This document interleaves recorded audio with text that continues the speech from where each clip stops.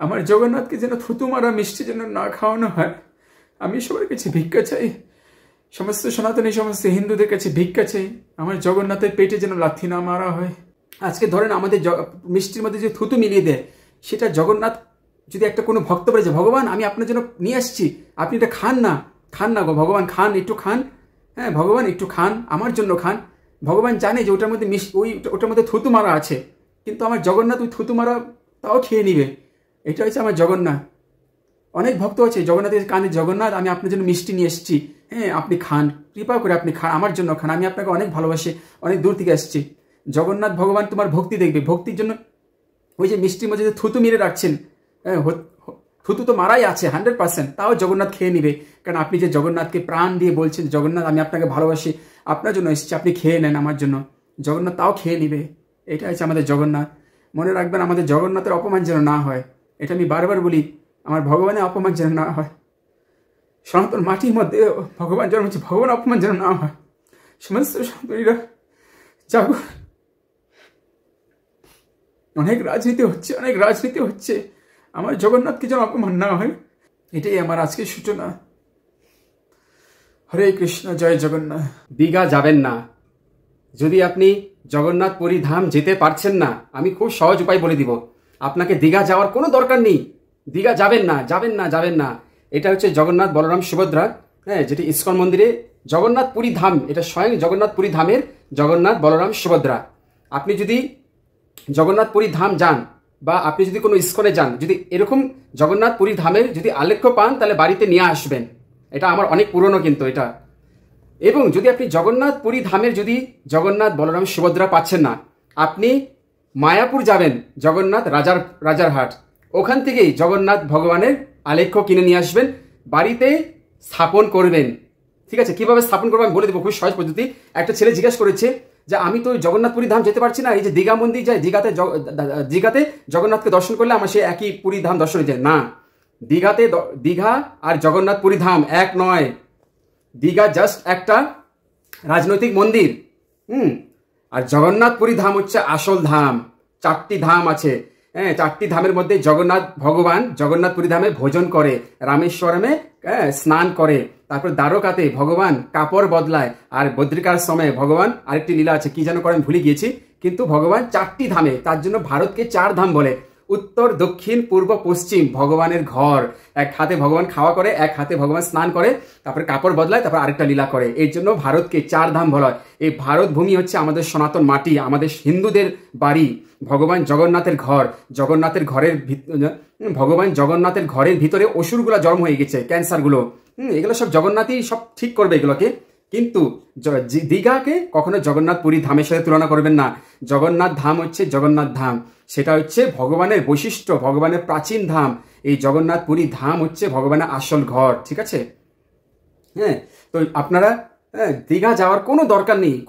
দীঘা গিয়ে ওখানে মিষ্টি খাওয়া কেন খাবেন?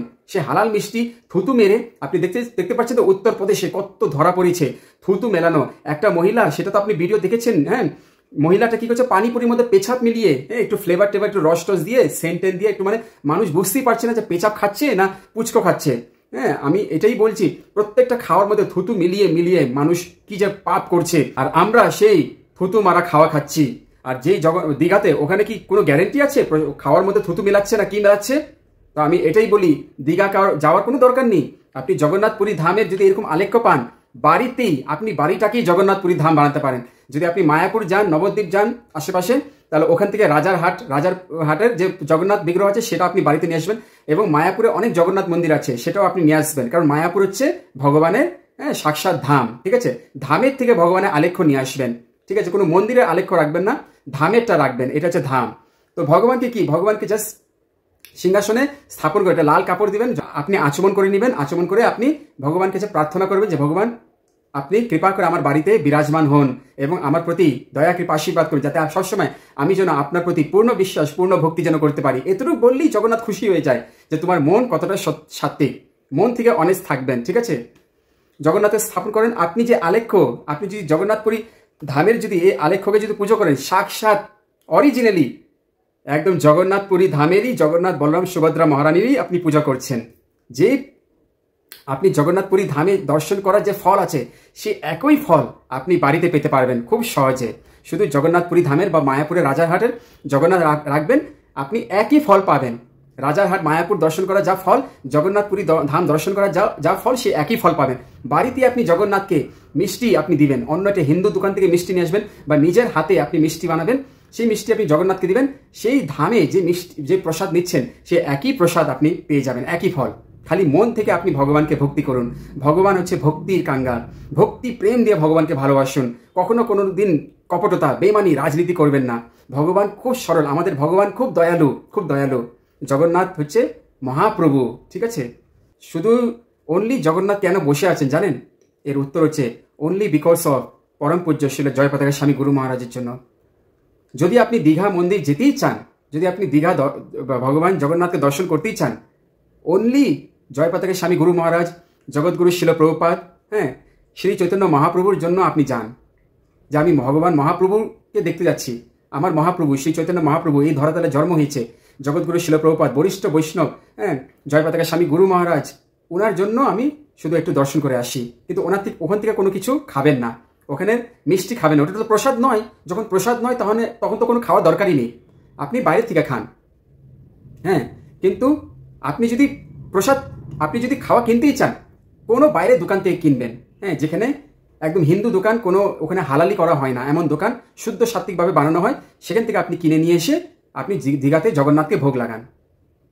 আমি তাহলে এটাই বলতে চাই, যদি আপনি দীঘা জগন্নাথ যেতেই চান, হ্যাঁ, জগন্নাথ যেতে চান only because of Shri Chaitanya Mahaprabhu, হ্যাঁ, জগৎগুরু শিল প্রভুপাদ, তারপরে জয়পতাকা স্বামী গুরু মহারাজ, তাদের চিন্তা করে আপনি যান, তাহলে আপনার কোনো দোষ হবে না।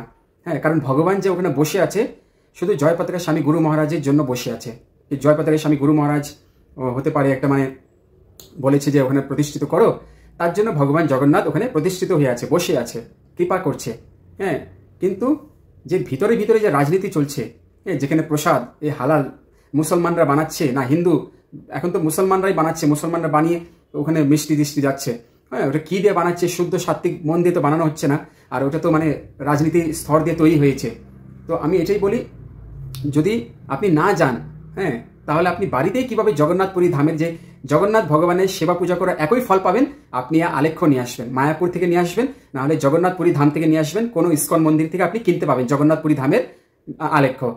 তো এটাকে আপনি স্থাপনা করে, আপনি ইনস্টল করে বাড়িতেই ভগবানকে পুজো করেন। যা প্রার্থনা এখানে করবেন, ওই প্রার্থনা জগন্নাথপুরী ধামেই যাবে। একদম সাক্ষাৎ জগন্নাথ এখানে বসে আছে। জগন্নাথপুরী ধামে যে জগন্নাথ আছে, ওই জগন্নাথ আর এই জগন্নাথের কোনো পার্থক্য নেই। এটি হচ্ছে অর্চা বিগ্রহ। ভগবান বিশেষ করে এই পৃথিবীতে নিজের অবতার ধারণ করেছে যাতে আমরা ভগবানকে ভালোবাসতে পারি, আদর করতে পারি, ভগবানের সাথে ভক্তি প্রেম আদান প্রদান করতে পারি, নিজের কষ্ট দুঃখ যেন ভগবানকে বলতে পারি, ভগবান আমাদের প্রতি আশীর্বাদ কৃপা আমাদের যেন রক্ষা করুক, তার জন্য ভগবান এই অবতার নিয়েছে। এই অবতারের নাম হচ্ছে অর্চা বিগ্রহ অবতার। এটি সাক্ষাৎ এখানে জগন্নাথ আর ওই জগন্নাথপুরী ধামে যে জগন্নাথ, কোনো অন্তর নেই, সব এক। এখানে যা আপনি বলবেন, যা পুজো করবেন, সে একই পুজো ফল লাভ আপনি জগন্নাথপুরী ধাম দর্শন করলে ওখানে করলেও একই ফল পাবেন। তো দীঘা যাওয়ার কোনো দরকার নেই। হ্যাঁ, তো দীঘার থেকে আপনি যদি যান, তো আমি এখানে এটি বলি, দীঘা যাওয়ার কোনো দরকার নেই। যদি আপনি যেতেই চান বা দর্শন করতেই চান ভগবানের, তাহলে আপনি যদি মিষ্টি কিনেন তাহলে বাইরে থেকে কিনবেন। আর দ্বিতীয় কথা, only because of Shri Chaitanya Mahaprabhu, Jayapataka স্বামী গুরু মহারাজ, জগৎগুরু শিল প্রভুপাদ, হ্যাঁ, ওনার জন্য একটু দর্শন দিয়ে আসতে পারেন। ঠিক আছে, যে ভগবানকে একটু দর্শন, যে আমি ভগবানকে ভালোবাসি, আমার জগন্নাথকে একটু দেখে আসি, ওই মনে রাখবেন যে আমি আমার জগন্নাথ ভগবানকে খুব ভালোবাসি, জগন্নাথ হচ্ছে আমার প্রাণ, জগন্নাথ হচ্ছে আমার প্রাণপ্রিয়, আমি জগন্নাথকে ছাড়া বাঁচতে পারবো না, জগন্নাথকে আমি অনেক অনেক ভালোবাসি, অনলি জগন্নাথ, আমি তোমার জন্য আসছি, খালি তোমাকে দেখার জন্য আসছি, এই মনের ভাব নিয়ে যান, তাহলে আপনার দীঘা জগন্নাথ যে মন্দিরের দর্শনটা হয়ে গেল। কিন্তু যদি আপনি সেরকম ভক্ত না হতে পারেন, তাহলে দীঘা গিয়ে লাভ নেই, কারণ রাজনীতি হচ্ছে। হ্যাঁ, তো আজ রাজনীতিতে ওখানে কি ভক্তি, ওখানে সব ভণ্ডামি চলবে। তো আমি এখানে এটাই বলতে চাই, যদি আপনি দীঘা যেতেই চান, তাহলে অনলি বিকজ জগন্নাথ, আমি আপনাকে ভালোবাসি, শুধু আপনার জন্য আমি আসছি, আপনাকে দেখার জন্য, শুধু শিল প্রভুপাদের জন্য, জয়পতাকা স্বামী গুরু মহারাজ জন্য, আমার শ্রী চৈতন্য মহাপ্রভুর জন্য আমি আসছি আপনাকে দর্শন করার জন্য। আর যদি আপনি ভগবানকে, আর যদি আপনি ভাবেন যে রাজনীতি হচ্ছে, আর যদি রাজনীতির স্তর দিয়ে যদি দেখেন, তাহলে দীঘা না যাওয়াই ভালো। যদি আপনি রাজনীতির স্তর, কারণ রাজনীতির স্তর দিয়ে তো সব চলছে, তো সেই মনোভাব নিয়ে আপনি ডিসিশন করবেন যে আমি যে কথাটা বলেছি, খুব যুক্তি দিয়ে কথাটা বলেছি, আমার কথা খারাপ পেলে হবে না, আমার কথা বুঝবেন। হ্যাঁ, কারণ আমি রাজনীতি জিনিস ভালোবাসি না, ভগবান রাজনীতি ভালোবাসে না কিন্তু। হ্যাঁ, ভগবান রাজনীতি ভালোবাসে না, তো রাজনীতি কখনো করা উচিত নয়, ঠিক আছে। অনলি বিকজ অফ জয় পতাকা স্বামী গুরু মহারাজ যে জন্য ভগবান জগন্নাথ ওখানে বসে আছে।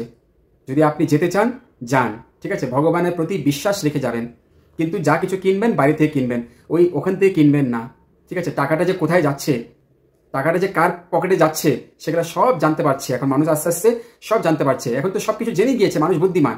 তো আপনি আপনার বুদ্ধির ধারা কাজ করবেন, বিবেক বুদ্ধির ধারা কাজ করবেন, ঠিক আছে। তো আমি এটাই বলি, যদি আপনি দীঘা জগন্নাথ ধাম যদি যেতেই চান, আপনার যদি খুব ইচ্ছা, তাহলে আপনি শুধু ফর জগন্নাথ, যে জগন্নাথ আমি আপনাকে দেখার জন্য আসছি, শুধু আপনাকে দেখার জন্য, আপনার জন্য আসছি।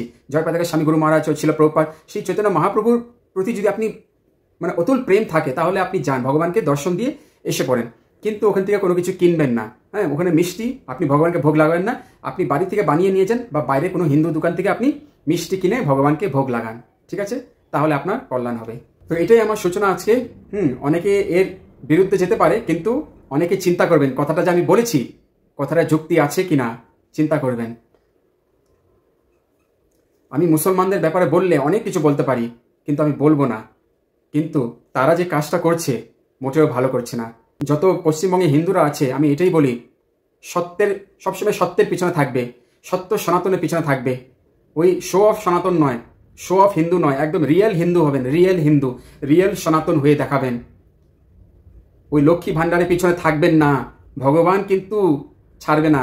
আপনি ভগবানের সাথে চালাকি করলে, দেশের সাথে চালাকি করলে ভগবান আপনাকে ছাড়বেন না।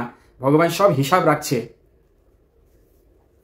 নিজের দেশের সাথে কখনো গদ্দারি করবে না, সবসময় সত্য সনাতন হয়ে থাকবেন, সনাতন সত্যিক সনাতনের পিছনে থাকবে। কখনো চোট্টামি, বেমানি, দালালি এগুলো করবেন না, হালালি এগুলোও করবেন না। সবসময় সাত্বিক মন থাকবেন, ভগবানকে মন প্রাণ দিয়ে ভালোবাসবেন। নিজের দেশের সাথে কখনো গদ্দারি করবেন না। আমি সত্যের পিছনে, সত্য সনাতন ধর্মই হচ্ছে আসল ধর্ম, অন্য কোনো ধর্ম নেই।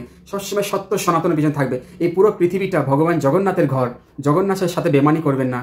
আমার খারাপ কখন লাগে, যখন আমাদের সত্য সনাতনের আস্থা নিয়ে খেলা হয়, যখন আমাদের পশ্চিমবঙ্গের কত সনাতন আস্থাকে মিটিয়ে দেওয়ার চেষ্টা করছে, কত ক্যান্সার সেলস হয়ে গিয়েছে।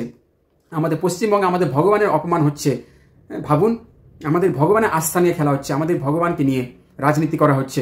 আমার এই জিনিসগুলো পছন্দ নয়। সবসময় সাত্বিক মন থাকবেন। হ্যাঁ, আমি এটাই বলতে চাই, কখনো বেমানি করবেন না। আমি যত হিন্দুদেরকে বলি, ভগবানকে মন প্রাণ দিয়ে ভালোবাসুন, ভগবানের সাথে কানেক্টেড থাকুন, আর সবসময় সত্য সনাতন হয়ে থাকুন। আমি আরেকটা জিনিস বলি, ভাগবত গীতা পড়ুন, শ্রীমদ্ ভাগবত গীতা যথাযথটা পড়ুন, ভাগবত গীতা যথাযথ পড়ুন, আর ভাগবত গীতা জিনিসটা পালন করুন।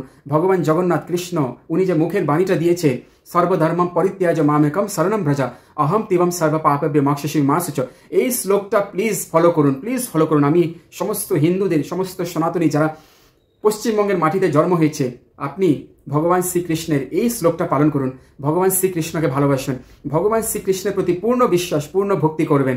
হ্যাঁ, হনুমানজিকে ভক্তি করুন, হনুমান চালিসা পাঠ করুন, মহাদেবের ভক্তি করুন, মা কালী, আপনি মহাদেবকে ভালোবাসেন, ভক্তি করুন। কিন্তু বুঝতে হবে ভগবান একমাত্র একজনই, সেটা হচ্ছে ভগবান শ্রীকৃষ্ণ। শ্রীকৃষ্ণের উপর দিয়ে যাবেন না, শ্রীকৃষ্ণের বাণীর উপরে যাবেন না, শ্রীকৃষ্ণের বিরুদ্ধে যাবেন না। শ্রীকৃষ্ণকে ভক্তি করুন, শ্রীকৃষ্ণই আপনাকে রক্ষা করবে। জগন্নাথের প্রতি পূর্ণ ভক্তি, পূর্ণ শ্রদ্ধা, পূর্ণ বিশ্বাস রাখবেন, জগন্নাথের প্রতি সবসময় ভক্তি রাখবেন, তাহলে আপনার সাথে কখনো কপটতা হবে না। আপনি সবসময় সাত্বিক মন থাকবেন, সবসময় শুদ্ধ হয়ে থাকবেন, একদম সত্য সনাতন হয়ে থাকবেন, সত্য সনাতন।